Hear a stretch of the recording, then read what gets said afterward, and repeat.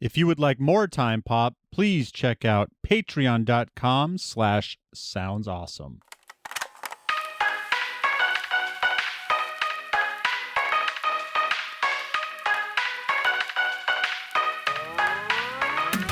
Hello? Hello? Hello? Hello? If you can hear this, it's not too late. I return to warn you. This is Time Pop, a podcast that discusses time travel and pop culture. There are spoilers. I've seen the future, and nothing is sacred to these folks. Your past, present, and future are sure to be ruined. Even if you could go back in time, as I have, you will never forget what you are about to hear. You've been warned. This is Time Pop.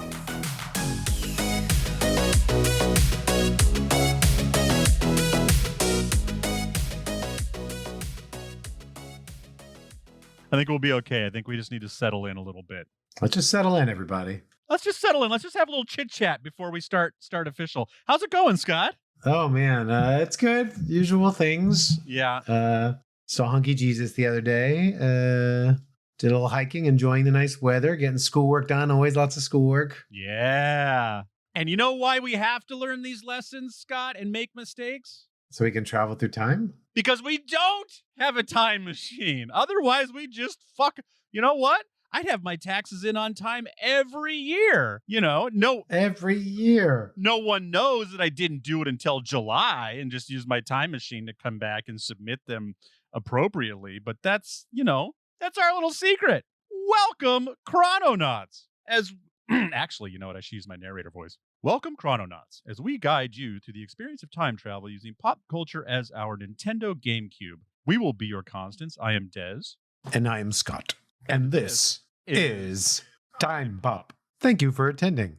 Welcome. The restrooms are located in the rear. Thank you for joining us. We hope you find your stay to be pleasant. We need to explain this movie right off the bat so people understand what we're talking about. We watched The History of the Time Machine. It is a mockumentary, which is weird to say because I feel like I've never watched a mockumentary that isn't inherently comedic. Have you? And this does have that a little bit, but no, I don't know. And this does have, Oh, sorry. The History of Time Travel, not the Time Machine. Yes, that's important because also the brief history of time, don't get it confused. That's an actual documentary. This is the history of time. 2000. How have we done this podcast for 10 years and this just happened? It's a really good point. And this has been around for 10 years. It doesn't pop up on lists and it absolutely should. There's definitely films on these lists that this one is better than. Yes. Somewhere in time. And I think maybe because it gets thrown in the mockumentary, although I've passed it thinking it's a real documentary and clicked on it and then be like, oh, but somehow I don't know, this didn't get brought up because this is a pretty interesting film. This is, again, we're in this jaded spot where we've seen everything. We've done everything. Okay, they have a device. They use it for fun, but then things get wrong and they try to fix it, blah, blah, blah. And we've seen it all. And this is a different take. This was fun. This is unique. I do really want to see the dramatic version of this film.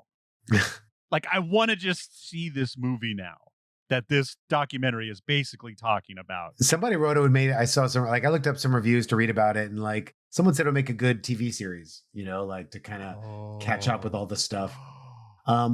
I watched my first viewing of this movie. I watched it Desmond style, and it was other things going on. And then it was I stopped and I came back later.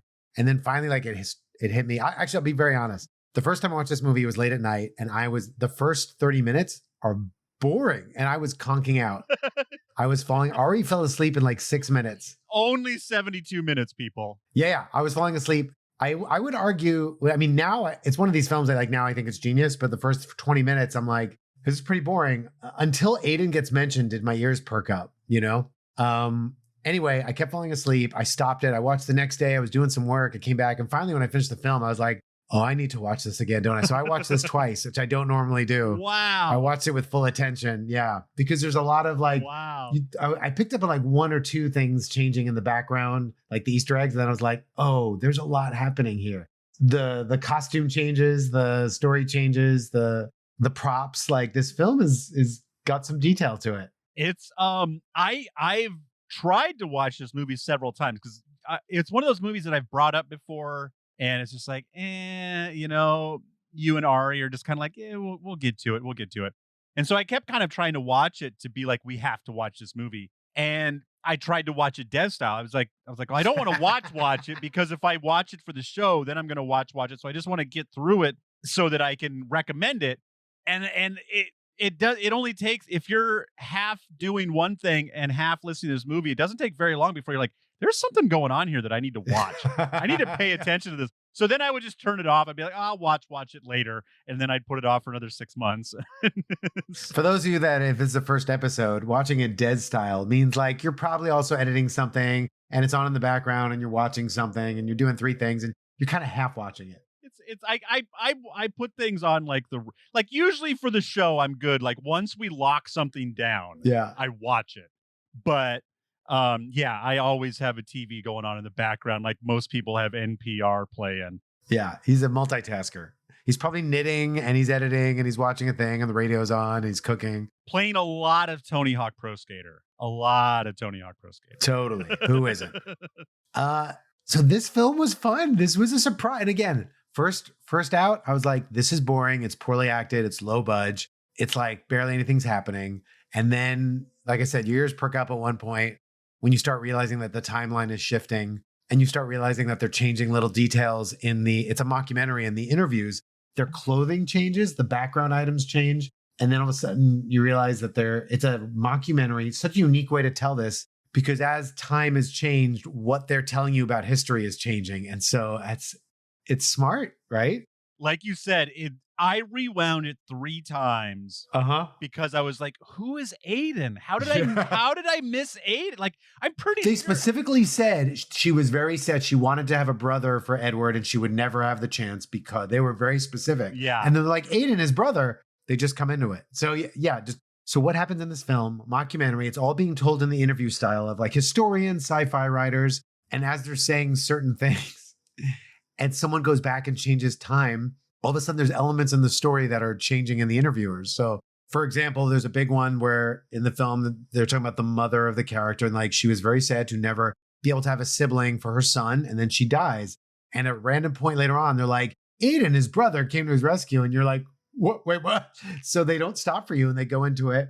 And there's different, you can only tell, this story is telling a story by what you don't see. Yeah. By the time travel that must have happened. They'll be like, yeah, then so-and-so got a time machine. And then next thing you know, someone else is wearing a different outfit and they're saying something different about history, to the effect of there's even versions where like the Russians were the first ones on the moon. And additionally, like for those of you that like to pay attention to details and Easter eggs, in the different timelines, once things have shifted, their clothing is different. The people being interviewed, the background is different. Really? I did not. I noticed a few back. The globe was different. Did you notice the globe? What do you want to talk about first? Do you want to talk about plot? Do you want to go on the Easter eggs? I want you to talk about Easter eggs because I noticed a shockingly few of them. Okay. I'll go to the first obvious one is the background. There's the guy from Harvard. In the background, he's got like a little glass container and it looks like it's like a piece of the moon and he's got the moon in the background. Yeah. Then there's like a thing with Kennedy in it. Then there's one where it says Nixon killed. That's right. Okay, that one I did notice. And then at the end again, it was back. Nixon wasn't killed. I forgot. It was back to the moon. Like things got reset. So he has 3 different setups. Also, did you notice the attire changes? So that guy at the beginning has got a different colored jacket, shirt, and tie, and it's like well kept and up to the top. Later on, he's got like a black jacket and the tie is loose and unbuttoned.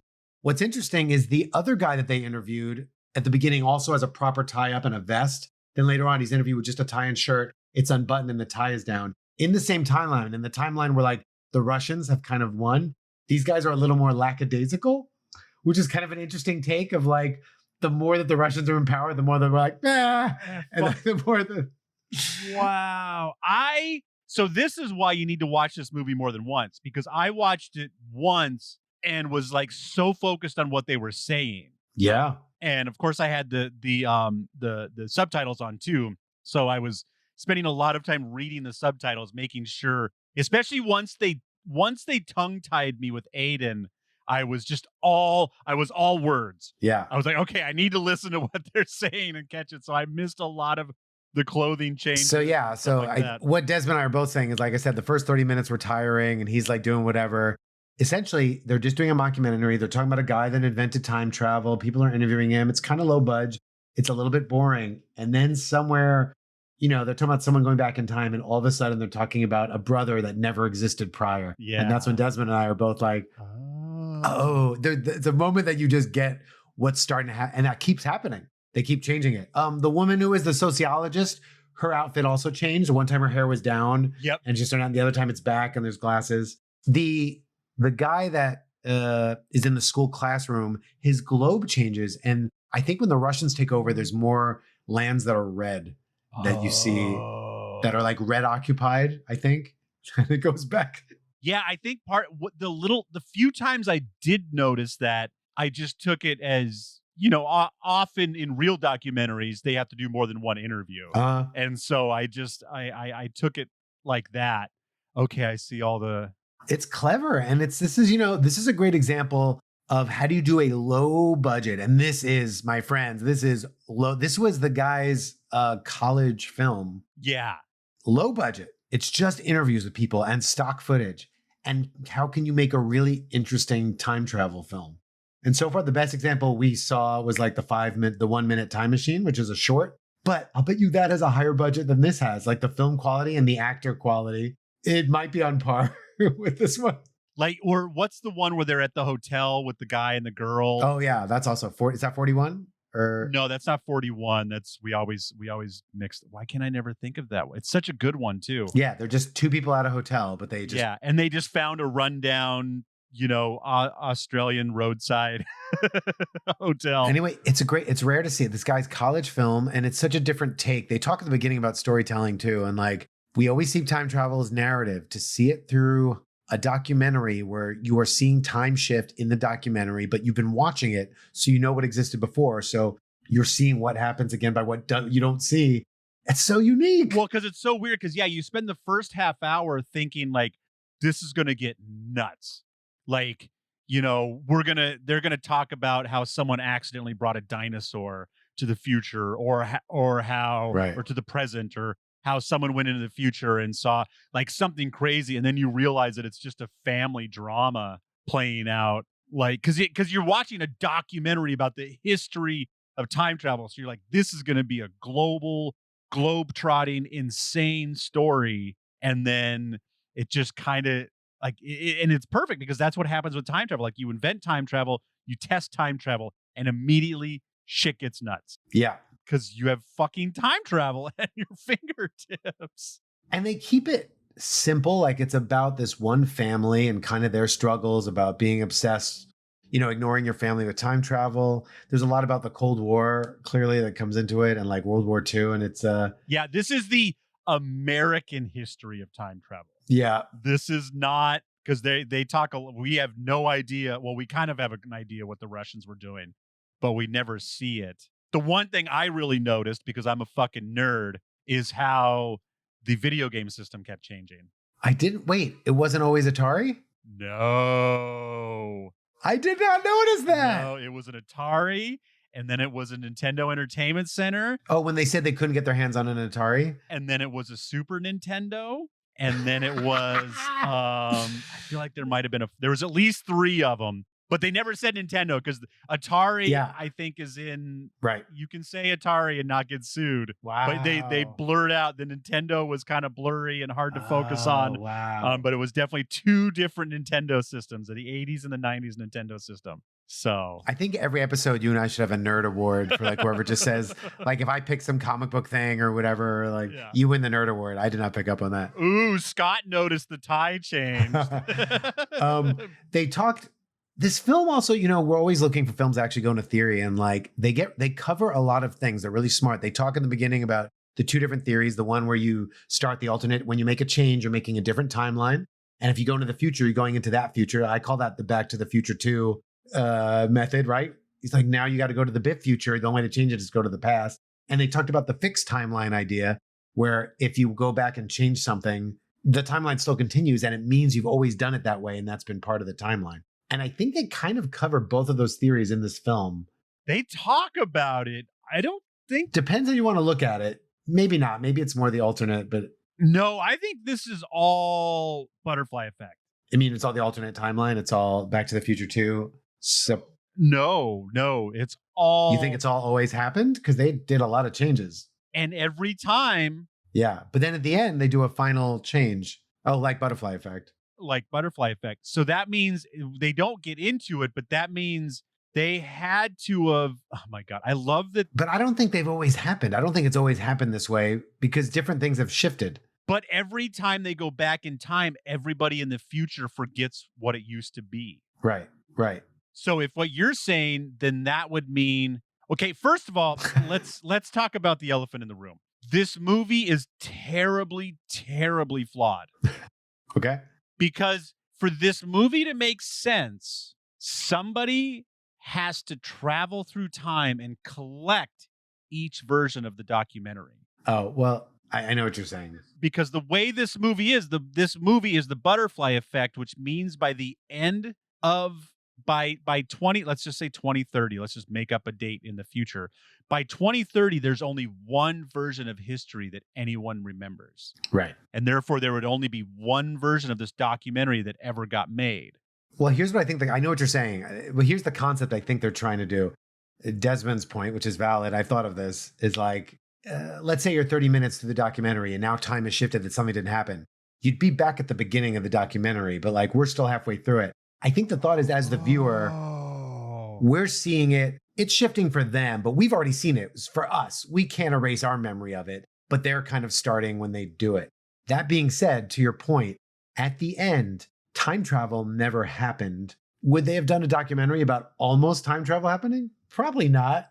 Maybe. I mean, there's a lot of there. Well, you notice the name of the movie changes at the end. Did you notice that? No. It's the theory, the history of the theory of time travel. Oh, it's okay. So they're doing a pretty good job. They're covering their tracks. Yeah. Because it's like it's a special on TV on this time travel. And it starts off with like, hey, when this guy invented time travel, it changed everything. And at the end, they're like, here's a story of how time travel almost happened, but didn't. Join us next week. So you just fixed this movie for me, Scott. You're welcome. That's what I'm here for. They call me the fixer, the plumber. Because if I was watching this movie, I thought what you thought too, though. As people were going back in time, the butterfly effect would take place in the middle of this movie. Right. They can't do that. The only way that they could have done that for us, which could have been really interesting, is if all of a sudden, every time that it shifted, it would start from the beginning of the documentary. But we still have seen what we've seen. Exactly. We can't. So yeah, so they are playing to you. The job is for you. They don't know. You know the story and they don't. The only way for this to work is when you're watching the movie, in the middle of it, somebody clubs you in the back of the head. And then when you regain consciousness, they pick up where they left off. But how cool wouldn't it have been cool if every time there was a shift, it starts at the beginning? It would be boring as fuck for us. And you'd always have to do the opening. But that would be really cool that every time the documentary is starting fresh. Anyway, the point is we're as the viewer, that's whatever. That's the thing. We can't erase our memory. Their timeline is, they don't know, but we know. So because of that, don't you agree that this documentary takes place in the butterfly effect world? Well, butterfly effect is that's all in his brain. So that I think that's a little hard to compare to. Well, no, just not the movie. The movie's terrible. The concept of the butterfly effect, that if you go back in time and change something, yes, everybody just forgets the previous. Yeah. And there's although they did have, the mother had dreams of being stabbed by a needle, which is from a different timeline. So there was a little bleed over. They are suggesting that like we're not meant to do this. No, because she actually got stabbed by the needle. I know. But that she'd a dream of it in a different timeline. No. Oh, you're right. It did happen. You're right. I think it's a memory. It's a memory. Until the very, very, very end. Now, at the very, very, very end, she still has to get stabbed with the needle, right? Oh, no, because he's attentive. If the husband's... So you don't get polio because he's attentive? You care for it sooner and you don't die from it. Should we try to do a breakdown of the plot if we can do it quick? Is that... Wait, I think I can do it. I think you can. I just wasn't sure if it was too late for us to pretend. Yeah, if it's too late. Sorry, folks. Time is not linear, and neither is this podcast. I'm not going to do the full thing, but like the basic breakdown. Scott, yeah. We have to start this whole podcast over. We're in a new time. Hey, welcome to Time Toronto Nuts. Ooh, we should do our episodes like that. Start with like new jokes. I'll be grumpy. In 5 years, people can just listen to all 5 Groundhog Days in a row. Okay, fair. That'll be their version. Okay. It is a mockumentary told from all these other historians, whatever. That's not even important. They talk about Edward, who was a person that worked on a time travel device around World War II. They thought that'd be a great weapon. His wife dies of polio. They have a son. She dies before they have a second child. And it's the Indiana Project. The Indiana Project, not the Manhattan Project, right? Yeah. Yeah, exactly. And he because she dies, I think he becomes obsessed with saving her. He works on the thing and ignores his child. His child goes up and tries to like also be a scientist, to be close to his dad, get his approval. A very classic time. Like I feel like this kid wrote a script and then his teacher was like, you can't do this. And then he's like, okay, well, what if I do it? Right. Because the story within this documentary is well thought out. Like the father's, the son wanting the father's approval. Yeah. The father having regret for losing. Like, yeah, there's at least like a treatment of the dramatic version of this story out there. Yeah. Sorry. So I'm trying in the first timeline, the dad ends up being frustrated and dying. I think his project ends up being scrapped and all this was for nothing. But the son years later, like discovers the dad's blueprints and stuff. And he makes the time machine to go back to help his mom, right? I think the first thing is polio. He was going to go back with the vaccine. Yeah, he was going to go back with the vaccine. So she didn't die from polio. Once he does that, is that when Aiden comes in the picture? Yeah, that's when Aiden comes in the picture. Now, all of a sudden in this documentary, they're like, he has a brother because this woman lived past a little bit to make a brother. But they talk immediately. Yeah, since the car crash, the boys always missed having a mom. The dad, again, became obsessed. And as the boys got older, they thought if they had a time machine and they could get her out of the car accident. Kind of in classic, a few things happened kind of like, what do you call it? With the military? No, I'm trying to think of the movie where, you escape death. And they like death. Oh yeah, Final Destination. Yeah, the mom gets. Could that be in the Patreon? Is that Patreon worthy? That's Escaping Fate. I've never seen them. I fucking love. I've watched all 5, and I'm all right. Well, I argue that could be on Patreon. But I argue. I just want an excuse to watch them again and talk about them. Folks, for those of you that subscribe to support our Patreon, we do things that are like time travel adjacent, things that are multiple universe, or time dilation or reality distortion. And mostly, when you think about it, every movie is a distortion of reality. So if you recommend it, we'll watch it and talk about it because we work for you on the Patreon. I mean, they're like, I want you to do Working Girl. Exactly. We're done. Oh, okay. Anyway, so like he's saying, so this time they go back to rescue her from a car accident. She survives a car accident she should have died in. And then in that reality, they go back to the future. And apparently in this, the mom's always kind of fucked in the head. She's a dark side because she's like, why did I live? She ends up committing suicide. Then they do another timeline, I think, where they're going to give the plans on how to build a time machine. They're going to go early to their dad who hadn't built it yet and just be like, here's the time machine. And in that reality, he has the time machine a lot earlier. So they think he's going to be attentive to the wife and the kids. In this timeline, the Russians find out about it. They steal the time machine. And then they get it. Because of that, a lot of things get changed. This is where, in this one, the Russians go to the moon first. So what's going on is the Russians are basically living through history. And then as soon as we do something, they make a plot to steal our blueprints and then go back. But the Russians are smart about it too, because they know, if they go before the time machine was invented, they might something might get really screwed up. And they know not to the Russians land on the moon the day America is about ready to launch to the moon. Yeah. Or the blueprints were made, I think. They had the blueprints and then they launched. Like as soon as they had the stuff, the Russians got it. Yeah, they had a person on the inside. Yeah, but instead of going back like to 1950 and going to the moon, they go back to 1969. Oh, right. They know that is true. They know as long as they just beat us by a day, they'll be the superpower and they won't totally fuck up the timeline, because they also need America to keep kind of progressing how we've been progressing, because if Russians go back to 1950 and, or go back to 1920 and land on the moon and develop a nuclear weapon, then the Russians won't know what's going to happen, because everything is changed forever. Which, we will watch for Patreon at some point is we will watch we will watch an episode of For All Mankind. Okay. Because that show is so far there isn't time travel. We'll see what happens. That show's pretty fucking crazy, and maybe time travel comes in season 8, but it's a whole alternate history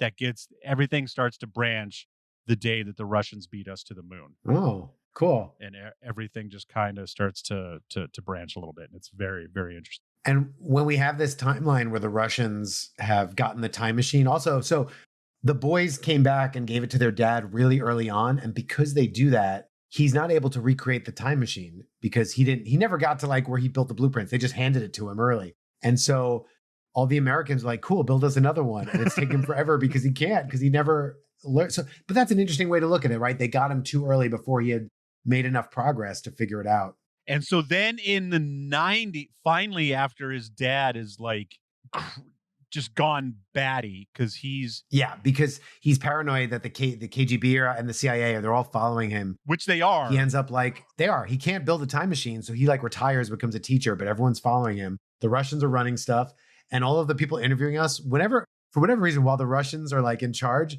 their suits are a little more like the ties aren't tied, like they care less. Like I don't know what that's supposed to show. It seems like it would be the other way. Like there'd be a lot more gray suits, and we just gave up. We're just like, whatever, the Russians win, so we'll just. I would have liked it better if a different person was being interviewed. Like if this person didn't become the head of Harvard in this new timeline, right? Like all these factors, butterfly. It shouldn't be the same people, or they're just not in the same room, or a couple. Or you're right. Not everyone would change. Not everyone would change. But one or two. Per timeline, one person would change. I think the doctor's hairstyle might have changed. The doctor woman. It's just up and then down. Yeah. I think she may have got I feel like she didn't have glasses. Glasses or not? Yeah. Anyway, so this is the Russian timeline, and then the dad dies, right? And it's sad. And so then his dad doesn't die. His dad finally admits. He kills him. No, he finally admits to his. When does he admit to his sons? One of these timelines, he takes the dad. Oh, no. The dad and the mom are both killed, and it's made to look like suicide, but they think it was either suicide or they were killed by like KGB or whatever. That's right. Because he started working on it years later. He's finally like, I got to fix all this. No. Before, so he finally goes to his sons and says, look, you guys are the ones that invented time travel, and you brought it back to me. And then that's when. And they don't believe him. He's like, oh, and I've time traveled, and the CIA and the KGB, they're like, Dad, you're crazy. And that's when everyone realizes that he's spilled the beans. And that's when the murder-suicide is faked. And the sons know that it's fake. There's a few clues that make it kind of obvious that it was faked, on top of the fact that the sons just don't believe it. But then these sons find in their old house, they end up finding under the cupboards like the plans, and then they build a new time machine. It's weird. They say that like another thing, Desmond, another thing that goes back and forth is it always Aiden is sometimes a doctor and sometimes also a scientist. Yeah, I think it switches. I think one is always a scientist and one is always a doctor. I think it's some they were both. I don't remember. Anyway, I think then the boys talk about what to do with it. They're not supposed to do anything, but one clearly does. Anyway, it turns out that Aiden, they do go back, and this was cool in the movie, that they end up blowing up the dad's laboratory. And so the dad never had the time machine, and then he's just more attentive to his family. And this is the happy ending where everyone's good. She doesn't get polio. She doesn't get in the car accident. Both boys are born. The dad spends all of this time with the boys. One is a doctor, one's a physicist. And this is where we're back to everyone's wearing their ties. We went to the moon first. Nixon was not assassinated. The Indiana Project existed, but it didn't go very far. So it got... it blew up. They blew up his lab. Did the boys blow up? The boys didn't blow up. Yes. No, the boys blew. Okay, so this is...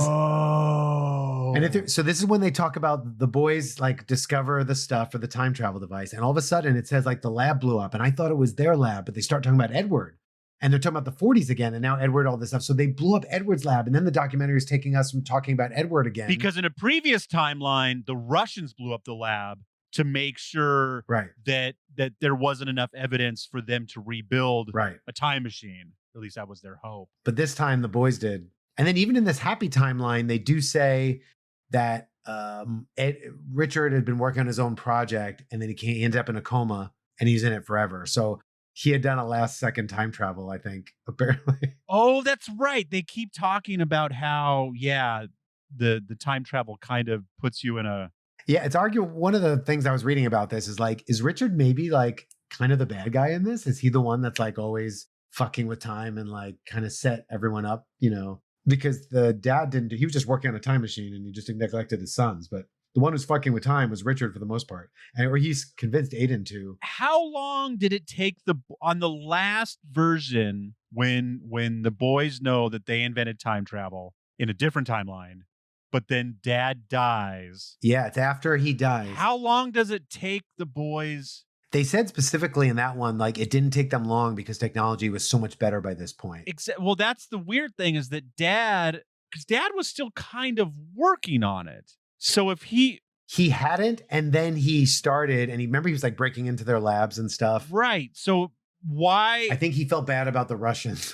But yeah, exactly. He kind of figured it out what the Russians were doing. And so that's why he was spending so much time on it, trying to, he didn't want to spend time on it because he knew he was being watched, but then he started to spend time on it because he knew that the survival of Jesus Christ. The survival of Jesus Christ? The survival of Jesus Christ. This took him a whole the survival of non-communist planet Earth was at stake. And but the thing I'm getting to is they kept saying that like when the boys found the journal, oh, that's right. They said then they found out his dad. They realized their dad was right. Well, and it was what I was getting at was I feel like when the dad died, the technology existed, and how come he didn't realize from looking at his journal that he could do it? But I just realized that the boys like don't go back to the house where his parents committed suicide for like 10 years. And so by the time then they go back, they find the journal, and then they realize that all the technology their dad needed was now existed. The Nintendo, the Super Nintendo is now on every shelf in America. Now, the real question I want to answer, Scott, is every time they show the Atari, there is a game cartridge in it. What game cartridge allows you to travel through time? Pitfall. I think it might. I can't tell what it is. It was Pitfall. It was for sure? Yeah. Yeah. No. I'm pretty sure. I knew that cartridge really well, and I'm pretty sure it was Pitfall. That's Who gets the nerd award now? Falling in, and you used to fall down little. I love Pitfall. Again, I gamed into Nintendo, and I kind of stopped there, but I had all the other ones. But for some reason, for me, Pitfall stands a test of like one of the best games of all time. I'm probably in the minority for that. Everyone likes this Pac-Man but like for some reason I thought Pitfall was the jam. That's where Scott's video game, like that was the peak. No, I did Nintendo and Genesis also. I mean, I got into Mike Tyson's Punch Out in my day. Yeah. But yeah. This film has a lot of smart time travel moments. Like we talked about when they talk about the two different ways of time travel. The thing where Aiden goes back and delivers himself, right? Aiden's a doctor. The mother died during childbirth. He goes back in time as a doctor and delivers himself. That's always a fun concept to play with. They also did the thing, they have some footage where they show old VHS footage of the experiments, and it shows Richard's first experiment at time travel, and he disappears, and then he comes back or whatever, and then like another version of him comes back, and he says, no, you need to go back in a minute because there's two of them to make this loop continue. Explain this to me, Scott. Okay, I saw it and I get it. So he disappears, he comes back 1 minute into the future, right, and then goes. Then there's the other him. The other him now, the future him is now here. The one that went 1 minute in the future comes back. He tells him he needs to go back to the past to be the version of him that just told the other one to go back to the past. It's like making a loop. It's like making a knot. So the two of them, because that's what this one did. And so that they're not there at the same time. Now, that is a theory that this has happened, has always happened, always will happen, because otherwise that doesn't Why did he make have sense. to do that, though? Because then two of them would have always existed here at the same time. This guy is a product of that. He came here and then went back, had another version of him that said, you got to go back a minute, came back, then he's there a minute. Then when the other one comes, he has to tell him to do that. It's like they're making the loop so that two of them aren't there at the same time. That's what happened to him, and he needs to make sure that happens to the next guy. But if he just jumped a minute into the future. Yeah, the guy from the past was already here. And so the guy from the future, when he appears, has to go into the past to become the guy in the future. It's just tying this loop together. Okay, hang on. I'm watching it right now. I mean, they're saying it out loud. They're like, future him, past him becomes future him. Future him has to tell the past him to become future him to do this. They're not showing you. Yeah. He disappears. So now the one that you see is the one that goes back a minute. Oh, because he goes back a minute, not forward. Yes. So now the one, right. So now the one that came to the future pops in. The one that went back a minute is telling you have to go back a minute, and he's going to become that guy that then 1 minute later is going to tell the new one that showed up to go back. It's just keeping this. It's like a knot in a loop that you got to keep that loop going. Because I forget that he goes back. Because I was thinking of, because in Back to the Future, that he sent Einie into the future 1 minute. Right. And therefore they didn't. And then there was just no Einie for a minute, but it's still clear. There's not two Einies at any point. If he had sent Einstein back a minute, there'd be two. And either you got to like have them go back into it, or you're always going to have two Einsteins. No, you kill one of the dogs. Everyone knows that. Can you imagine? Who wants to live? That version. That's a real Sophie's Choice, the time travel movie. Future. Doc just puts one in. So now, what day does he test the time travel device? Oh, I love that we each get different ones. I have no idea what day. November 6th. Oh, good for you. Which is in Back to the Future. It's November 5th, but I'm certain that they were close to that. Yeah, that's not a coincidence. That was not an accident. Yeah. No. Consider this film, all these time travel concepts that we're talking about, like about that loop section we just talked about, the delivering yourself as a baby, like the predestination. So here is my point to you, and I ponder this one. They did introduce both time travel methods. I think they support both of them in this film. That thing that guy did is a loop. There's no way. It only could have happened that way because the version of him would never tell another one to go back. He was only there because he did go back. That part is a loop. Like that got erased now, but that part at least was a loop. The other stuff are maybe alternate timelines that have new futures once they change it. It's just a possibility. I'm just saying they brought both of them into it. There's other time travel theories. They didn't do those. They just did this one, these two. And I think they may have shown both. So I think there may not be any loopholes here. So it's a butterfly effect. Butterfly. Until something is changed. And then as soon as something is. That's all erased.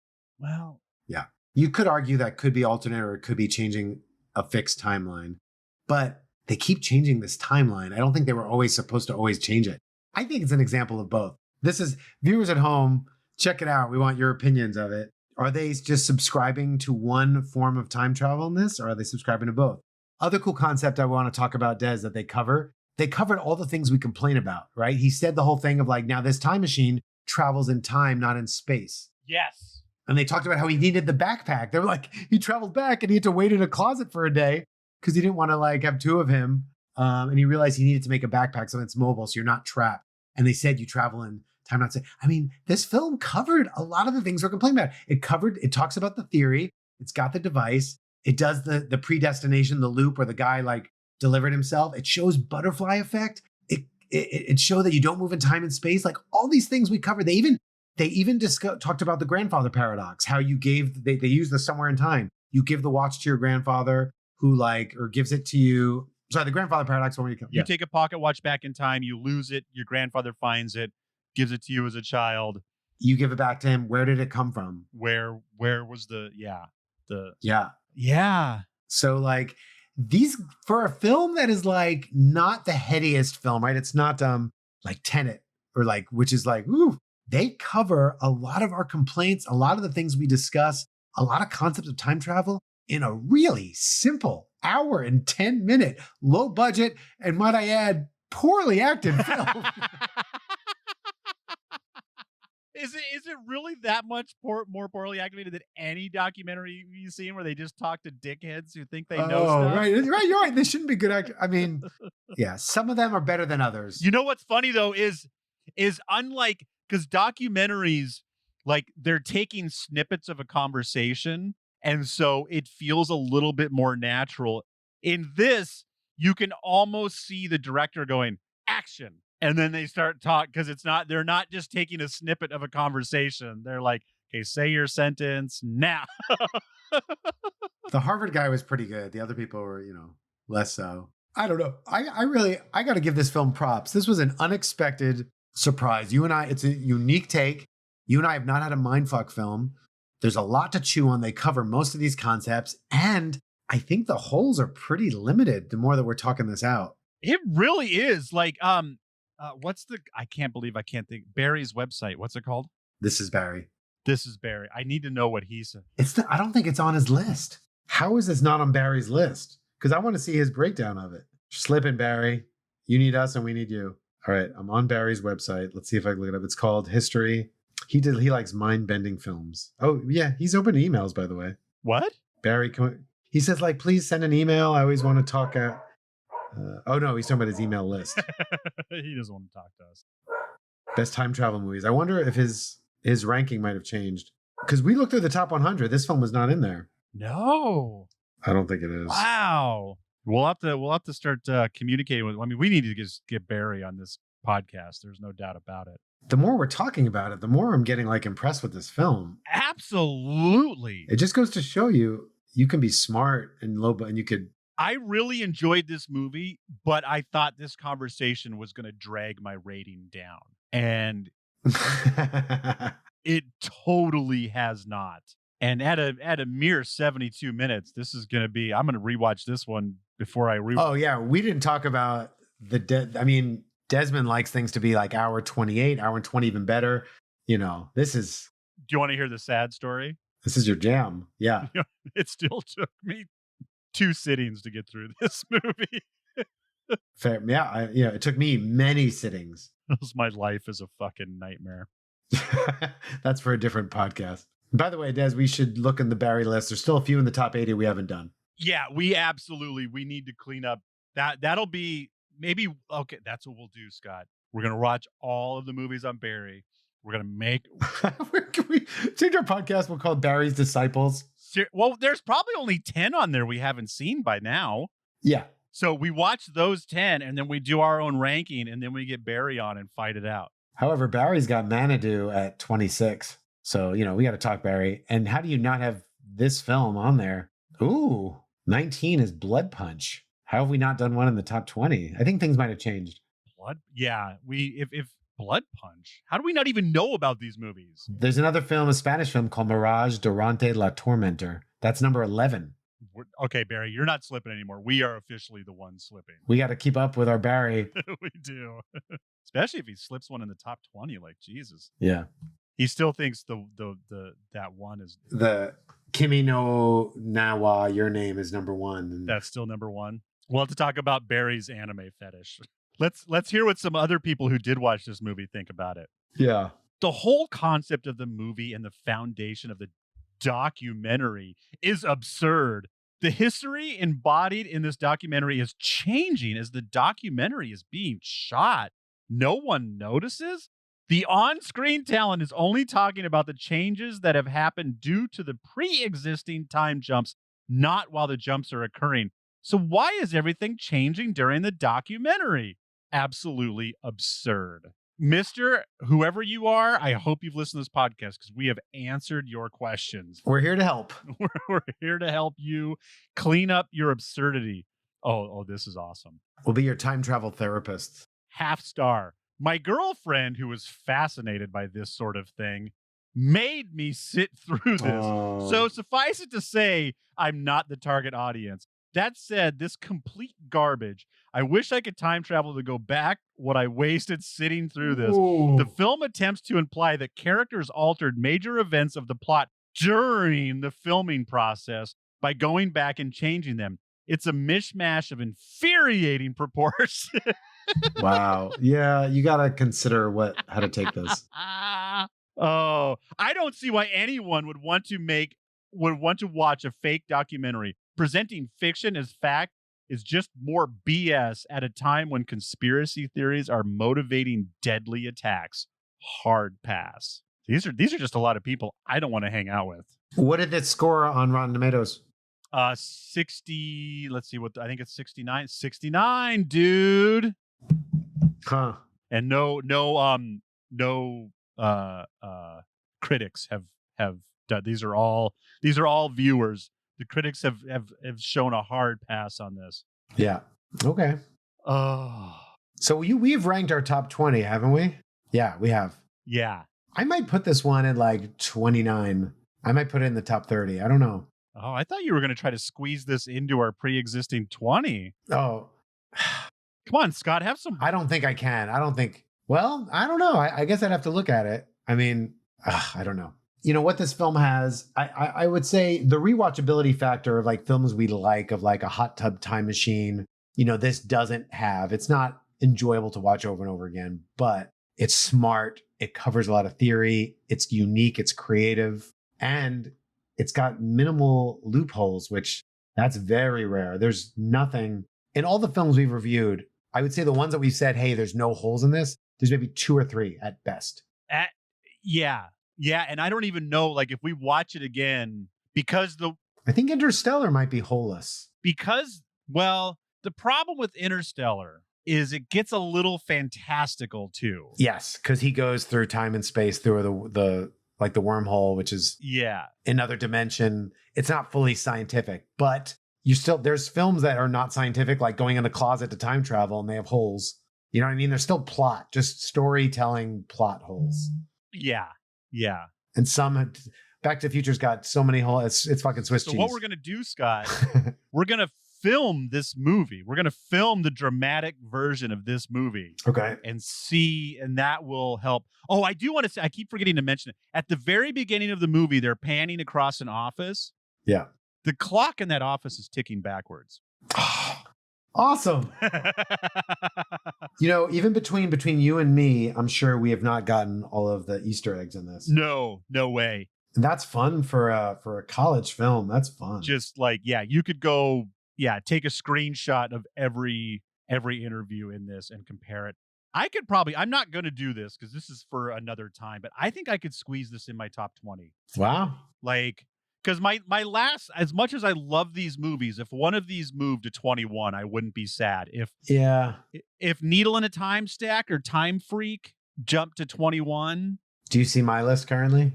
I do. What's my 13 through 20?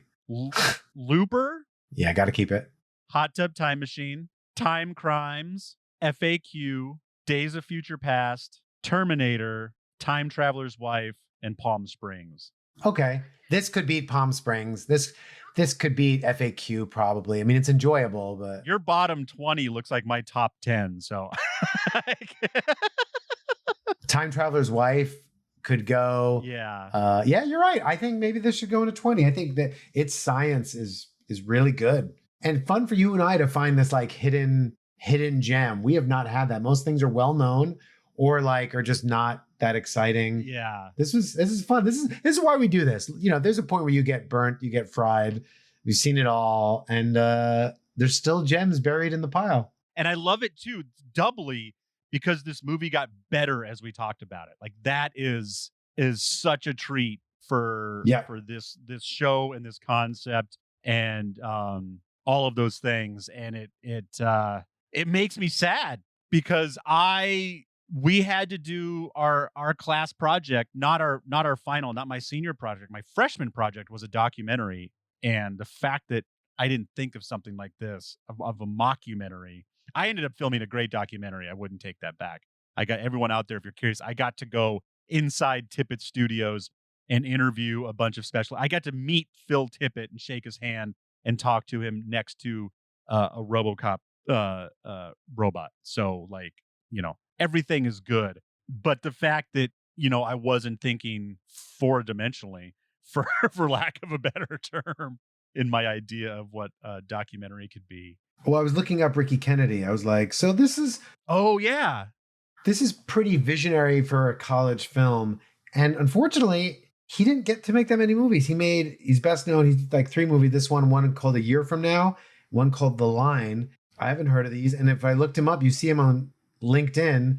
He's a senior specialist visual media at Austin State. Like he's working at the university. I don't know how, like, I've seen worse films from this, and they just, like, a director does a music video, they're like, hey, let's give you this action film, let's give you a Star Wars film, fuck it. And this guy didn't get offered more. Yeah, it sure seems like this seems like the kind of guy that, like, at least, like, would get some punch up jobs. You know, he's obviously got an interesting way of looking at stuff, and for him to not be, you know, fifth build on a writing team or something on something kind of well known. He's done a few low budget films. The Town That Dreaded Something, A Year From Now. Oh no, he got roped in. It looks like it's a Hallmark Christmas film. A Year From Now? No, it's a horror. It's called Don't Open Till Christmas. Ooh. Looks like a horror film? Oh my God. What? His other directed movie, A Year From Now, in a twist on A Christmas Carol and Groundhog Day. A woman experiences 7 years of her future over the course of 1 week. Oh. Fuck yes. Man. Now here's the question. Do we do it soon because we're eager because we like this guy, or do we save it for Christmas? We'll figure out if we can find it. Yeah. And then we'll go from there. But Ricky, put that on the list. Yes, it is. Anyway, we will get to A Year From Now. We may get to it a year from now during next year's holiday season, or we might get to it sooner than later because we gotta get to know Ricky Kennedy. But forget about the future, Scott. What time is it now? Oh, what time is it right now? So it's obviously got to be a high score. We have, again, we should like equate what our factors are, right? There's like the science, the creativity, the uniqueness, the watchability. Is it fun? But the thing for me is it changes. Yeah, everything except watchability. The uniqueness has got me. Some things are like, this was really fun to watch, but I don't care. Or the science of this was solid, but I'll. What's my highest score so far since we've been scoring? Because it's like, I don't know. This deserves to be. Because I'm going to do something that I probably shouldn't do when I rate stuff. I'm going to rate this on potential. Wait a minute. You could rate every movie on that. I know, but that's why I say it. It changes. It's kind of like. I want to know what my top rated film is. I'm just curious. Okay. It's probably Bodies. 9:30 is Bodies. Yep. And then 9 o'clock is Loki. And then 8:45 is South Park. 8:50 is American Dad.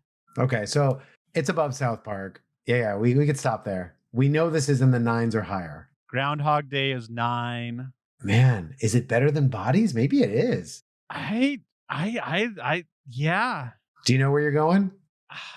Score-wise? Wow. I guess like I want to put it above that, but I don't. God, I gave Groundhog Day a 10:30. Wow. Do I put this above Loki? God, I think it was clever though. I don't know. Crap. So I said last time that like double digits, I have to save, like, even if a movie is fucking great, if I'm not like 10 o'clock is when you really get into platinum shit. Yeah, you could almost argue that all of our top 20 should be within 10 to 12, right? Top 10. Okay. Top 10. You can definitely top 10. By the time you get into the 20s, you can just, a fun to watch movie doesn't necessarily need to get an 11 o'clock just because it's all right. Like Hot Tub Time Machine. That's not an 11 o'clock. It's a fun movie to watch. Right. I'm going to go straight. This movie is, like I said, based on what I said last time, based on what I, for the most part, enjoyed watching this movie. But then this conversation has really exploded. I'm going to put this right on the line at 10:01. Like, this is, we got to get into double digits because this is unique. It's fun. It's short. It doesn't have a lot of holes. I'm scared to do 10. I'm thinking 9:55. but it's debatable if it should be 10 or not. Well, I think 9:55 is good because there's a dramatic version of this movie Yeah. that is a 10:05, and so if you want to put the documentary reenaction version of this movie just below that. Yeah. All right. So this means you and I, first of all, we've agreed it's our highest scored item. No. Oh, wait, no, it's Groundhog Day is highest for you? Groundhog Day. We both scored high. Groundhog This Day is so high. And since we've been measuring this and doing the what's the time, this is like really surprised us. And for both of us, it went top 2. So that's wow. Yeah, but see, That's impressive. That's weird. Would this movie go in your top 10 though? See, that's why I'm saying, like, does rating Yeah, I hear what you're saying. necessarily equate? Groundhog Day is still, although the science is not there, it's just a classic, very rewatchable film. And so this is not exact. This is like looking for an apartment. It's like the yard could make up for the fact that the bedrooms are tiny or the parking's, whatever. So like the rewatchability of other film might be so good it beats out good science or creativity. And that happens. It's not that exact. We don't have like a numerical scale that we stick to that exactly. We go by our guts. Yeah, this is an in the moment, and like I still, like, I look at Groundhog Day and I'm like, woo, that was an in the moment rating. That was I was jacked up on caffeine and having a good time that day. Yeah. But that's okay. I'll Well, thank you, Ricky Kennedy. We think this is underrated. I hope you got valedictorian. Yeah.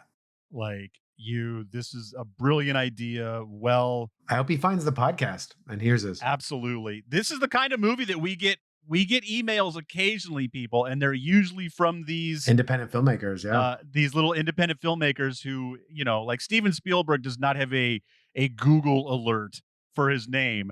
But, if you've made 2 movies and you have a small IMDb page, you want to know when people are talking about you. So hopefully Ricky Kennedy will hear about this, and which we'll put out there. I'll say it out loud to kind of hold our feet to the fire. We do want to do an episode soon where we talk about some of those letters, because the people, most of them were kind enough to actually, you could tell they actually listened to the episode. They didn't just see that we talked about it and thanked us.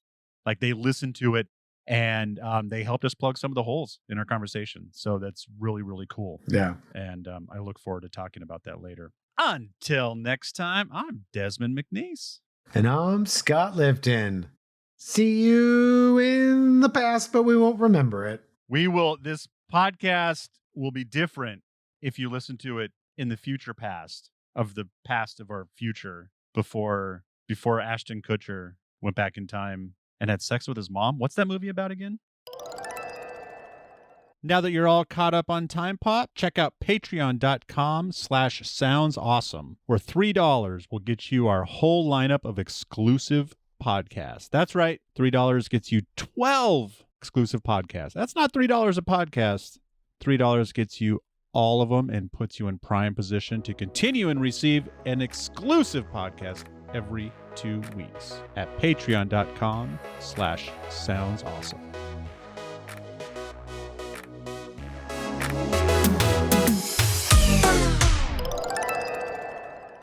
Speaking of things kind of like something that could wind up on our Patreon someday, are you watching The 3 Body Problem? No, I hear it's pretty great. It is. We're Kelly and I are barely into it, but it's like it's going places, and I'm along for the ride.